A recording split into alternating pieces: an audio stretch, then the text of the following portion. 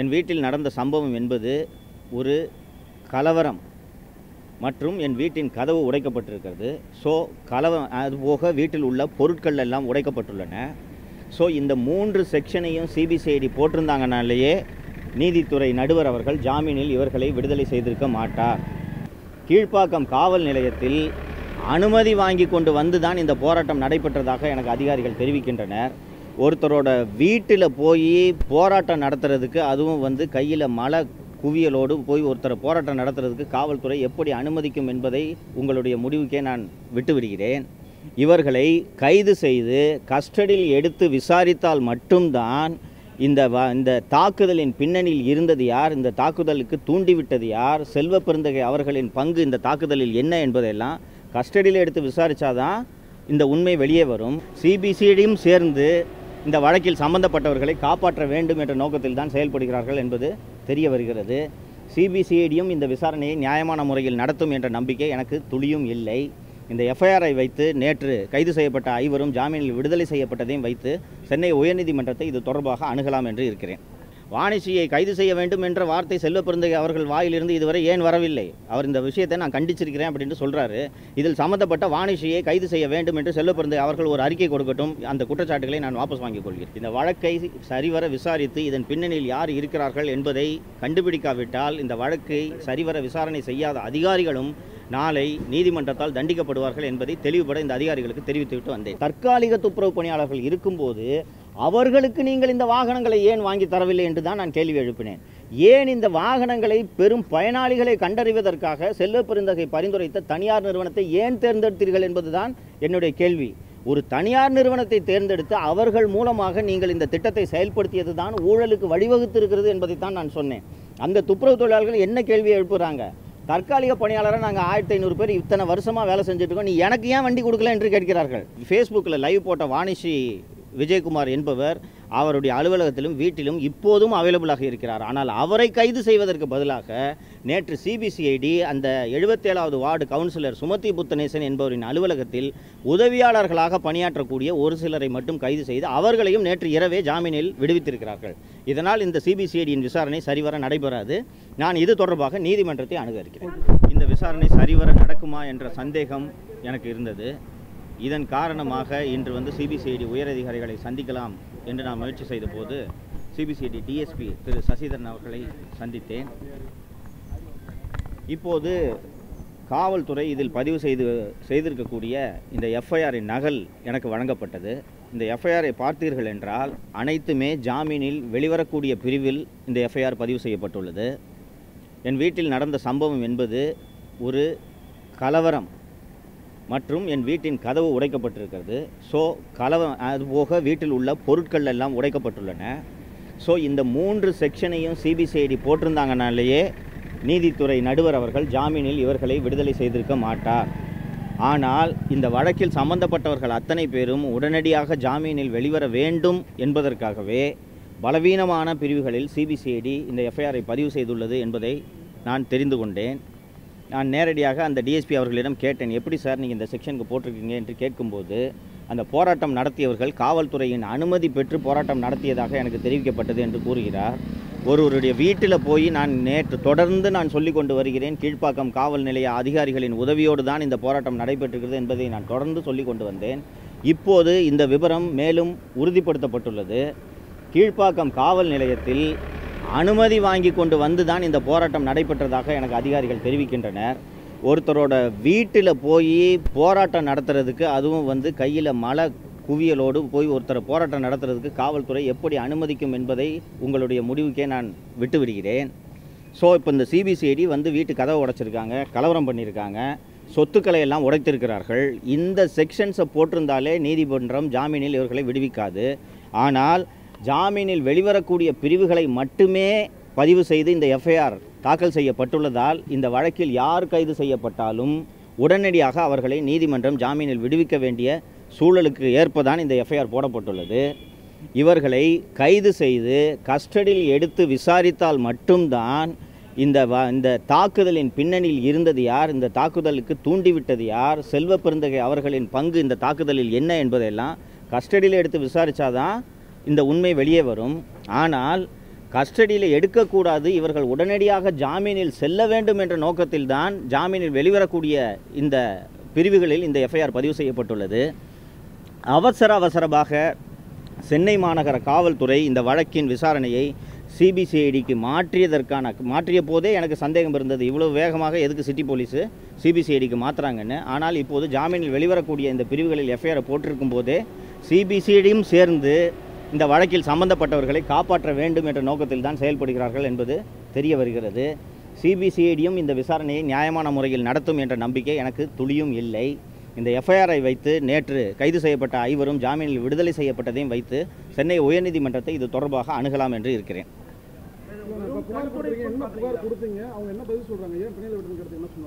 இது எல்லாமே பிணையில் வெளிவரக்கூடிய செக்ஷனில் வந்து போட்டிருக்கக்கூடிய எஃப்ஐஆர் என்பதால் நீதிபதிக்கு வேறு வழியே இல்லை, ஜாமீனில் விட்டு தான் ஆக வேண்டும். என் வீட்டில் கதவு உடைக்கப்பட்டிருக்கிறது, இவர்கள் கூடி கலவரம் செய்திருக்கிறார்கள், சொத்துக்கள் சேதப்படுத்தப்பட்டுள்ளன, பிபிடிஎல் ஆக்டு, ரயட்டிங் அண்டு ஹவுஸ் பிரேக்கிங் செக்ஷனை போட்டிருந்தாலே இவர்கள் ஜாமீனில் வெளிவந்திருக்க முடியாது. ஆனால் வேண்டுமென்றே சிபிசிஐடி இந்த செக்ஷன்கள் எல்லாம் சேர்க்காமல் இந்த எஃப்ஐஆரை பதிவு செய்திருக்கிறார்கள். சென்னை சிட்டி போலீஸையும் நீங்கள் எடுத்துக்கிட்டிங்கன்னா இது ஒரு காக்னிசபிள் அஃபென்ஸு. அவர்கள் இந்த எஃப்ஐஆரை பதிவு செய்து நான் பெயிலபிள் செக்ஷன்ஸை சேர்த்து சிபிசிஐடி கிட்ட கொடுத்துருந்தாங்கன்னா இவர்கள் அந்த லைனில் இன்வெஸ்டிகேஷனை கண்டினியூ பண்ணியிருப்பாங்க. ஆனால் வெறும் சிஎஸ்ஆரை ட்ரான்ஸ்ஃபர் பண்ணி சிபிசிஐடிக்கு அனுப்பிய பிறகு சிபிசிஐடி பெயிலபிளான செக்ஷனை மட்டும் இந்த வழக்கில் சேர்த்திருப்பதன் மூலமாக இந்த வழக்கில் சம்பந்தப்பட்ட குற்றவாளிகள் அத்தனை பேரையும் காப்பாற்ற வேண்டும் என்ற நோக்கத்தில் தான் சிபிசிஐடியும் செயல்படுகிறது என்று நான் புரிந்து கொள்கிறேன். வாணிஸ்ரீ அண்ட் 20 அதர்ஸ் என்று சேர்த்திருக்கிறார்கள். ஆனால் இவர் வாணிஸ்ரீ அவர்கள் கைது செய்யப்பட்டாலும் கூட நீதிமன்றம் அவர்களை ஜாமீனில் விடுவிக்கப் போகிறது, உடனடியாக விடுவிக்கும். வாணிஸ்ரீயை கைது செய்து போலீஸ் கஸ்டடியில் எடுத்து விசாரித்தாதான் வாணிஸ்ரீ யாருடைய தூண்டுதலில் இந்த தாக்குதலை மேற்கொண்டார், எத்தனை நாட்களாக இதற்கான தயாரிப்பு வேலைகளில் ஈடுபட்டார் என்பது தெரிய வரும். ஸோ நீங்கள் வாணிஸ்ரீயை சேர்த்தாலும் சரி, செல்வ பெருந்தகையே இதில் நீங்கள் குற்றவாளியாக சேர்த்தாலும் அவர்களை நீதிமன்றம் சிறைக்கு அனுப்பப் போவதில்லை. செய்தியாளர்களை சந்திக்கும் போது உங்கள் மேலே சொன்னாங்க, நீங்கள் வந்து உங்களோட மச்சானை வந்து தலைமை பொறுப்பு கொண்டு வரனால என் மேலே அவதூறாக பேசுகிறாரு, இதுக்கு எனக்கு சம்மந்தமே இல்லைன்னு சொல்லியிருக்காங்க. எப்படி சார், ஒரு 150 ஆண்டு கால காங்கிரஸ் இயக்கம் ஒருவர் யூடியூபில் பேசுவதனால் காங்கிரஸ் கமிட்டியின் தலைவரை வந்து மாட்டுகிறது என்றால் அந்த கட்சி எவ்வளவு பலவீனமான மலினமான கட்சி என்பதை மக்கள் புரிந்து கொள்வார்கள். ஸோ இப்படி ஒரு விளக்கத்தை கொடுப்பதன் மூலமாக தான் சார்ந்திருக்கும் கட்சியை திரு செல்வ பெருந்தகை அவர்கள் கேவலப்படுத்துகிறார் என்று தான் புரிந்து கொள்ள முடியும். எந்த கட்சியும் ஒரு யூடியூப்பில் வர இன்டர்வியூவெல்லாம் பார்த்துட்டுலாம் வந்து ஒரு தலைவரை மாற்றும் வழக்கம் எந்த கட்சிக்கும் இல்லை, குறிப்பாக காங்கிரஸ் கட்சிக்கு இது இல்லை. அதே மாதிரி அந்த வாணிஸ்ரீ வந்து எங்கள் கட்சியில் உள்ள உறுப்பினர் கார்டு காமிங்க, அவங்க கட்சியிலே கிடையாது சார். ஒரு கட்சியில் உறுப்பினராக இருப்பதால் தான் ஒருவர் சொல்லி மற்றவர் கேட்க வேண்டும் என்ற அவசியமில்லை. வாணிஸ்ரீ அவர்கள், திருமதி வாணிஸ்ரீ அவர்கள், அவருடைய முகநூல் பக்கத்திற்கு நீங்கள் சென்றீர்கள் என்றால் செல்வ பெருந்தகை அவருக்கு வீட்டுக்கு வந்த புகைப்படம், அவர் செல்வ பெருந்தகை அலுவலகத்தில் சந்தித்த புகைப்படம், செல்வ பெருந்தகை என் ஆசான், செல்வ பெருந்தகை என் தந்தை என்று எத்தனையோ புகைப்படங்களை அவர் பதிவிட்டிருக்கிறத வந்து அவரோட முகநூல் ப்ரொஃபைலுக்கு போய் நீங்கள் பார்த்தீங்கன்னா பார்க்க முடியும். வாணிஸ்ரீயை கைது செய்ய வேண்டும் என்ற வார்த்தை செல்வ பெருந்தகை அவர்கள் வாயிலிருந்து இதுவரை ஏன் வரவில்லை? அவர் இந்த விஷயத்தை நான் கண்டிச்சிருக்கிறேன் அப்படின்னு சொல்கிறாரு. இதில் சம்மந்தப்பட்ட வாணிஸ்ரீயை கைது செய்ய வேண்டும் என்று செல்வ பெருந்தகை அவர்கள் ஒரு அறிக்கை கொடுக்கட்டும், அந்த குற்றச்சாட்டுகளை நான் வாபஸ் வாங்கிக் கொள்கிறேன். காவல்துறை வந்துட்டு அனுமதியோட போராட்டத்தினால வழக்கு வந்து ரொம்ப எளிமையாக பதிக்கப்பட்டிருக்கீங்க. அப்போ காவல்துறை தெரிஞ்சே தான் இந்த தாக்குதல் நடந்திருக்கு, அவங்களே ஒத்துக்கிற மாதிரி தான் இருக்கு. இந்த 100% காவல்துறையின் உதவியோடும் காவல்துறைக்கு தெரிந்தே தான் இந்த தாக்குதல் நடைபெற்றிருக்கிறது. நான் இப்போது சிபிசிஐடி அதிகாரிகளை சந்தித்த போது தான் ஒரு விஷயம் என்ன தெரிய வருகிறது என்றால், அன்லாஃபுல் அசம்பிளின்ற அந்த பிரிவை வந்து சேர்க்க முடியாது, ஏனென்றால் இது லாஃபுல் அசம்பிளி என்று சொன்னார்கள். சார், இது எப்படி சார் லாஃபுல் அசம்பிளியாக இருக்க முடியும் என்று கேட்டபோது காவல் நிலையத்தில் அனுமதி வாங்கி கொண்டு நாங்கள் அந்த போராட்டம் நடத்தியதாக எங்களுக்கு பூர்வாங்க தகவல்கள் தெரிய வந்திருக்கின்றன என்று சொல்கிறார்கள். அப்போ காவல்துறையிட்ட அனுமதி வாங்கிட்டு ஒருத்தரோட வீட்டுக்கு போய் போராட்டம் நடத்துறது காவல்துறை அனுமதி கொடுக்குறதுனாலே காவல்துறையோட உடந்தையோடு தானே இந்த போராட்டம் நடக்கிறது என்று சொல்ல முடியும். காவல்துறையிட்ட அனுமதி வாங்கியிருந்தா காவல்துறை கூட பாதுகாப்புக்கு வரணும், அதை பற்றி ஏதாவது கேள்வி கேட்கல சார்? நான் அதை பற்றி கேள்வி கேட்கல. இவர்கள் வந்து பலவீனமான செக்ஷனை போடும்போதே சிபிசிஐடி எந்த லட்சணத்தில் விசாரிக்கிறது என்பது எனக்கு தெரிந்துவிட்டது. நான் இந்த அதிகாரிகளிடம் தெரிவித்தது ஒரே ஒரு விஷயம்தான். சார், என்றைக்காக இருந்தாலும் இந்த வழக்கு நீதிமன்றத்தின் பார்வைக்கு செல்லத்தான் போகிறது. இந்த வழக்கை சரிவர விசாரித்து இதன் பின்னணியில் யார் இருக்கிறார்கள் என்பதை கண்டுபிடிக்காவிட்டால் இந்த வழக்கை சரிவர விசாரணை செய்யாத அதிகாரிகளும் நாளை நீதிமன்றத்தால் தண்டிக்கப்படுவார்கள் என்பதை தெளிவுபட இந்த அதிகாரிகளுக்கு தெரிவித்துவிட்டு வந்தேன். நான் இந்த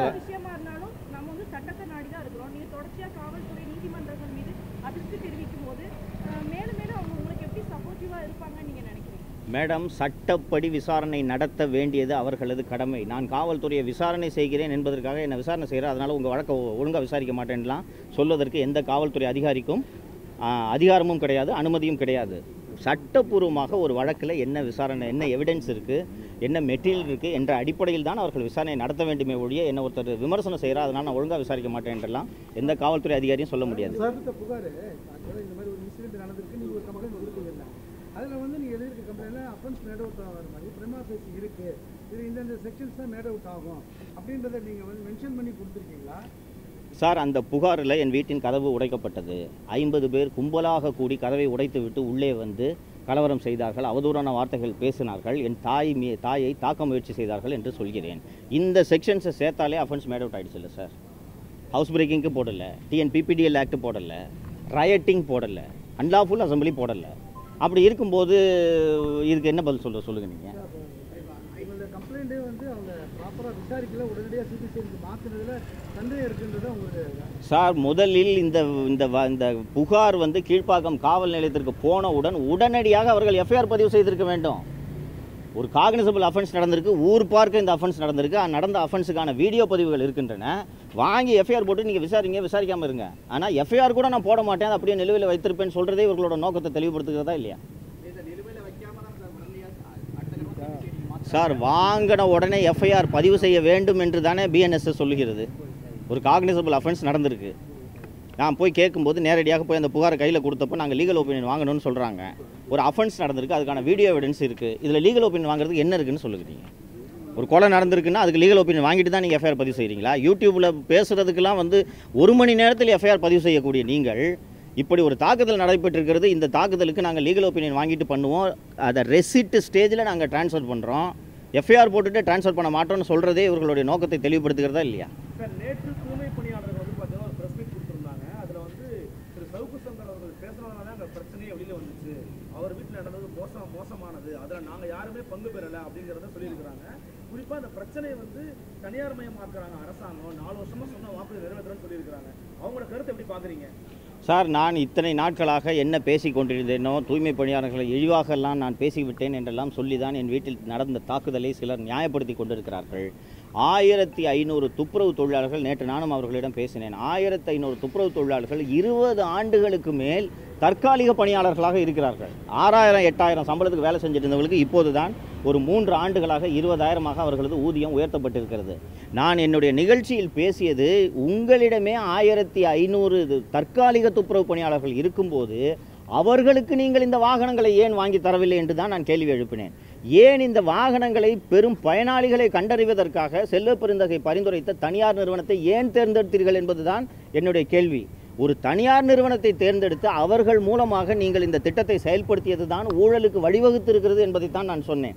அந்த துப்புரவு தொழிலாளர்கள் என்ன கேள்வியை எழுப்புகிறாங்க? தற்காலிக பணியாளராக நாங்கள் 1500 பேர் இத்தனை வருஷமாக வேலை செஞ்சுட்டு இருக்கோம், நீ எனக்கு ஏன் வண்டி கொடுக்கல என்று கேட்கிறார்கள். அதில் ஒருவரிடம் பேசும்போது அவர் என்ன தெரிவித்தார் என்றால், நாங்கள் போய் சார் எங்களுக்கும் வண்டி கொடுங்கன்னு கேட்கும்போது அதெல்லாம் முன்னாடியே அப்ளை பண்ணியிருக்கோம், முடிஞ்சு போச்சு, உங்களுக்கு கிடையாது. அவர்கள் இன்னும் சாக்கடையில் இறங்கி அவர்கள் சுத்தம் செய்து கொண்டிருக்கிறார்கள். அவர்களுக்கு கொடுக்காமல் சென்னை உயர்நீதிமன்றத்தில் வழக்கறிஞராக இருக்கிறவர்களாம் நீங்கள் வாகனங்களுக்கு கொடுத்தால் இது ஊழல் அல்லாமல் வேறு என்ன என்பதை நான் தொடர்ந்து பேசிக் கொண்டிருந்தேன். நேற்று துப்புரவு தொழிலாளர்கள் நடத்திய போராட்டத்தில் பேசியவர்கள் நான் சொன்ன குற்றச்சாட்டுகளை உறுதிப்படுத்தி இருக்கிறார்கள் என்பதை நீங்களே பார்க்க முடியும். சிபிசிஐடி வழக்கு வந்துட்டு சரியாக போகணும்னு நினைக்கிறீங்களா? நீங்கள் இந்த வழக்கு வந்து விசாரணை சரியாக போகணும்னு நினைக்கிறீங்களா? 100% இந்த விசாரணையை சிபிசிஐடி சரிவர நடத்தும் என்ற நம்பிக்கை எனக்கு துளியும் இல்லை. ஏனென்றால் இவ்வளவு ஒரு காக்னிசபிள் அஃபென்ஸ் நடந்திருக்கு, ஹவுஸ் பிரேக்கிங் நடந்திருக்கு, ரயட்டிங் நடந்திருக்கு, அன்லாஃபுல் அசம்பிளி நடந்திருக்கு. இவ்வளவு நடந்தும் அதற்கு உரிய பிரிவுகளை பதிவு செய்யாமல் சிபிசிஐடி ஜாமீனில் விடக்கூடிய பிரிவுகளை பதிவு செய்ததிலிருந்தே சிபிசிஐடி இந்த விசாரணையை ஒழுங்காக நடத்தும் எண்ணம் இல்லை என்பது தெரிய வருகிறது. அந்த ஃபேஸ்புக்கில் லைவ் போட்ட வாணிஸ்ரீ விஜயகுமார் என்பவர் அவருடைய அலுவலகத்திலும் வீட்டிலும் இப்போதும் அவைலபிளாக இருக்கிறார். ஆனால் அவரை கைது செய்வதற்கு பதிலாக நேற்று சிபிசிஐடி அந்த 77வது வார்டு கவுன்சிலர் சுமதி புத்தனேசன் என்பவரின் அலுவலகத்தில் உதவியாளர்களாக பணியாற்றக்கூடிய ஒரு சிலரை மட்டும் கைது செய்து அவர்களையும் நேற்று இரவே ஜாமீனில் விடுவித்திருக்கிறார்கள். இதனால் இந்த சிபிசிஐடியின் விசாரணை சரிவர நடைபெறாது. நான் இது தொடர்பாக நீதிமன்றத்தை அணுக இருக்கிறேன். இதுக்கப்புறம் சவுக்கு சங்கர் தன்னுடைய பாணியை மாற்றிப்பார், அதாவது சில விஷயங்களை கொண்டு வர விஷயமா இருக்கட்டும், ஆளும் தரப்பை வந்து கேள்வி கேட்கிற விஷயமா இருக்கட்டும், இந்த மாதிரி விஷயத்துல இருந்து பின்வாங்கிறதுக்கு வாய்ப்பு இருக்குது அப்படின்னு சொல்லிட்டு பரவலாக பேசிருக்குது. என்னுடைய அலுவலகமும் வீடும் உடனடியாக காலி செய்ய வேண்டும் என்று கொடுத்த நெருக்கடியின் காரணமாக ஏற்கனவே நான் என்னோட சேனலில் மூடிட்டேன். அடுத்த கட்டமாக என்ன நடவடிக்கை எடுக்கப் போகிறேன் என்பதை இனிமேல் தான் நான் பொறுத்திருந்து தான் யோசித்து தான் ஒரு முடிவெடுக்க வேண்டும். அதனால் உடனடியாக நான் இது தொடர்பாக எந்த நடவடிக்கையும் எடுக்கப் போகிறேன். இந்த வழக்கில் விசாரணை ஐஜியை நான் சந்திக்க வேண்டும் என்று சொன்னபோது டிஎஸ்பி ஐஜி அவர்கள் பிஸியாக இருக்கிறாரு, நாங்களே நல்லபடியாக விசாரணையை நடத்துவோம், அதனால் ஐஜி பிஸியாக இருக்கிறதுனால இப்போ உடனடியாக ஐஜி அவர்களை சந்திக்க முடியாது என்று சொன்னார்கள். சரி என்று சொல்லிவிட்டேன். அவரே ஒரு மூத்த அதிகாரி. இல்லை, புதிய புகார் நான் எதுவும் கொடுக்கவில்லை. நீங்கள் நடத்தும் விசாரணை எனக்கு திருப்தி இல்லை. ஜாமீனில் சம்பந்தப்பட்டவர்கள் ஜாமீனில் வெளிவர வேண்டும் என்பதற்காகத்தான் நீங்கள் பலவீனமான பிரிவுகளில் நீங்கள் இந்த வழக்கை பதிவு செய்திருக்கிறீர்கள். இது சம்பந்தமாக நிச்சயமாக நான் நீதிமன்றத்தை அணுகுவேன். சரிவர விசாரணை நடத்தாத அதிகாரிகளும் நாளைக்கு நீதிமன்றத்திற்கு பதில் சொல்ல வேண்டிய நெருக்கடிக்கு ஆளாவீர்கள் என்பதையும் அவர்களுக்கு தெளிவுபடுத்துகிறேன். சார், நேற்று அட்டாக்கில் ஈடுபட்ட ஒருவர் கூட தூய்மை பணியாளர் அல்ல. ஒரே ஒருவர் ஜெயக்குமார் என்பவர் தான் சென்னை மாநகராட்சியில் தூய்மை பணியாளராக வேலை செய்கிறார். வேறு எவருமே தூய்மை பணியாளர்கள் கிடையாது. அவர்கள் நேற்று தாக்குதல் நடத்திய அத்தனை பேரும் தூய்மை பணியாளர்கள் என்ற போர்வையில் வந்த செல்வ பெருந்தகை அவர்களின் கூலிப்படையினர் வீட்டுக்கு வந்து அந்த தாக்குதல் ஈடுபட்டவங்க அப்படின்னு காவல்துறை சொல்கிறாங்க. நான் அவர்களை பார்க்கல, அவர்களோட பேர் அடையாளம் கூட எனக்கு தெரியாது. ஆனால் வந்தவர்களைத்தான் நாங்கள் கைது செய்திருக்கிறோம் என்று காவல்துறையினர் சொல்கிறார். இந்த வழக்கில் காவல்துறை விசாரணை செய்யறதுக்காண்டி தடுக்கிறதுக்கு யாருன்னா முயற்சி பண்ணுறாங்க. செல்வ பெருந்தகையே தடுப்பார், சென்னை மாநகர காவல் ஆணையாளர் அருண் அவர்களே தடுப்பார். ஏன்னா அவரோட துணையோடு தான் இந்த தாக்குதல் நடந்திருக்கு. ஸோ அவரே தடுப்பார். சிபிசிஐடிக்கு வழக்கமாக டிஜிபி அல்லது ஏடிஜிபி தான் தலைமை தாங்குவார்கள். இங்கே ஒரு ஐஜிஐ தலைவராக போட்டு இந்த அரசு சிபிசிஐடி இயக்கத்தை நடத்தி கொண்டிருக்கிறது. அப்போ கூடுதல் டிஜிபியாக இருக்கக்கூடிய அருண் அன்பு அவர்களை கூப்பிட்டு ஒழுங்காக விசாரிக்காதுன்னு சொன்னால் இந்த விசாரணை ஒழுங்காக நடக்காது. அதனால தான் நான் நீதிமன்றத்தை நாட இருக்கிறேன். No sir, I want change of investigation agency sir. இல்லை சார், நாங்கள் வந்து சிபிஐ விசாரணைக்கு உத்தரவிட வேண்டும் அல்லது நீதிமன்றத்தின் மேற்பார்வையில் இந்த விசாரணை நடக்க வேண்டும் என்ற கோரிக்கையை நான் வைக்கப் போகிறேன் சார். தேங்க்யூ. தேசிய அளவில் ஊடகங்கள் வந்து பேசுகிற பொருளாக மாற்றிருக்கிறாங்க. இந்தியா மற்றும் ரிப்பப்ளிக் பேசியிருக்காங்க. ஆனால் நீங்கள் இது பேசும்போது முதலமைச்சருக்கு வந்து இது தெரியணும், முதலமைச்சர் தெரியலன்ற மாதிரி சொல்றீங்க. ஒரு பட்டப்பகலில் சென்னை தமிழ்நாட்டு தலைநகரில் நடந்திருக்கிற ஒரு சம்பவம் இது முதலமைச்சருக்கு தெரியல அப்படின்னு சொல்றத வந்து எப்படி புரிஞ்சுக்கிறது? அவருக்கு தெரியாமல் நடக்குது சார். நீங்கள் ஒரு மூத்த பத்திரிகையாளர், தமிழக முதலமைச்சர் அவர்கள் இந்த தொகுதி மறுசீரமைப்பு விவகாரங்களை எல்லாம் கையில் எடுத்து தன்னை அகில இந்திய அளவில் ஒரு தலைவராக நிறுவ வேண்டும் என்று கடுமையாக முயற்சி செய்து கொண்டிருக்கிறார். அப்படிப்பட்ட சூழலில் இங்கே நடந்த ஒரு சம்பவம் தேசிய அளவில் விவாதிக்கப்பட்டு முதல்வருடைய ஆளுமைக்கு சவால் விடக்கூடிய ஒரு செய்தியாக இது நாடு முழுவதும் தேசிய ஊடகங்களால் விவாதிக்கப்பட்டு கொண்டிருந்தது. கிட்டத்தட்ட திராவிட முன்னேற்ற கழகத்தை தவிர அத்தனை தலைவர்களும் இதை கண்டித்து விட்டார்கள். ஒரு அரசு செய்ய வேண்டியது என்னவென்றால் உடனடியாக முதல் தகவல் அறிக்கையை பதிவு செய்து இதில் சம்பந்தப்பட்ட அத்தனை பேரையும் கைது செய்து பத்திரிகையாளர்களிடம் இந்த தகவலை சொல்லி சங்கர் வீட்டில் ஒரு அட்டாக் நடந்துச்சு பாருங்க, ஒருத்தர் விடாமல் நாங்கள் கைது பண்ணிட்டோம் என்று சொல்லி இந்த விஷயத்துக்கு முற்றுப்புள்ளி வைப்பது தான் ஒரு அரசியல் தலைவருக்கான கடமை, அவரது வேலை. எந்த அரசியல் தலைவராக இருந்தாலும் இதைத்தான் செய்வார்கள். நான் 3வது நாள் இங்கே வந்து சிபிசிஐடி ஆஃபீஸ்க்கு வர்றேன், உண்மையான அக்யூஸ்ட் அரெஸ்ட் பண்ணல, செக்ஷன் வீக்கான செக்ஷனை போட்டிருக்காங்க என்றால் முதல்வருக்கு தெரிந்தால் இது நடக்கிறது என்று நினைக்கிறீர்கள்? முதல்வர் அவர்கள் இது போல் மீண்டும் இவ்வளோ பிரச்சனை நடந்த பிறகும் தேசிய ஊடகங்கள் கவனத்துக்கு போன பிறகும் ஒரு பொய் அக்யூஸ்ட் 4 பேர் அரெஸ்ட் பண்ணிட்டு இந்த கேஸை பலவீனமாக பதிவு செய்து முதல்வர் விரும்புவார் என்று நினைக்கிறீர்களா? அதை விட ஆபத்தானது. அதனால் தான் இந்த திராவிட மாடல் ஆட்சி அகல வேண்டும். ஏனென்றால் இந்த ஆட்சியில் நடப்பது எதுவுமே தமிழக முதல்வருக்கு தெரியவில்லை என்பதைத்தான் நான் தொடர்ந்து சொல்லிக் கொண்டிருக்கிறேன். என் வீட்டில் நடந்த தாக்குதலும் அதற்கு பின்னர் நடக்கும் விசாரணையும் இதற்கு சிறந்த உதாரணம். நன்றி.